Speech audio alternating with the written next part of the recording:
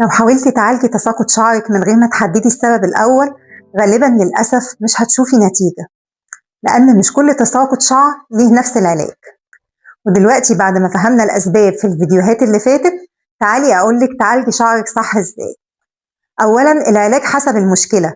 لو المشكلة هرمونات أو زيادة أندروجين ممكن نستخدم 1 مينوكسيديل موضعي، 2 أدوية بتقلل تأثير الهرمونات زي الاسبايرونولاكتون أو الاسبكتون أقراص، أو السيبوتيرون أسيتيت اللي هو الأندروكيو أقراص. لو المشكلة مقاومة أنسولين، العلاج هيبدأ من هنا: تنظيم الأكل وتقليل السكريات، وأحيانا أدوية زي الميتفورمين اللي هو الجلوكوفاج أو السيدوفاج حسب الدكتور ما يحدد لك. ولو المشكلة نقص عناصر غذائية، ساعتها الفيتامينات بتفرق فعلا، زي مكملات الحديد، فيتامين د، وفي بعض الحالات بنستخدم البيوتين. مفيش علاج واحد لكل الناس، لأن كل حالة لها سبب مختلف. ثانيا، الدهانات الموضعية.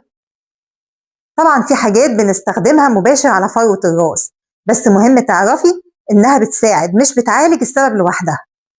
1 المينوكسيديل، وده لحد دلوقتي أقوى حاجة عليها evidence أو دليل طبي لتحفيز نمو الشعر. 2 الهير تونكس أو المقويات اللي فيها كافيين، ده بينشط بصيلة الشعر وتأثيره تأثير مساعد. 3 الكيتوكونازول شامبو، ده مفيد لو في قشرة أو التهاب في فروة الراس، كمان ليه دور بسيط مع الهرمونات.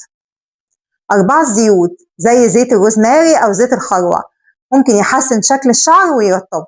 ملحوظة مهمة: العلاج من بره بيساعد، لكن الحل الحقيقي هيبدأ دايما من جوه بعلاج السبب الرئيسي.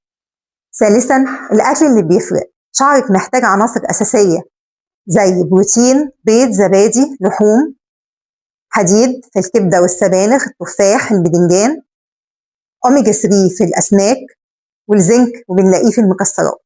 رابعا، العادات اليومية: نوم كويس، تقليل التوتر، وبلاش تعملي دايت قاسي فجأة.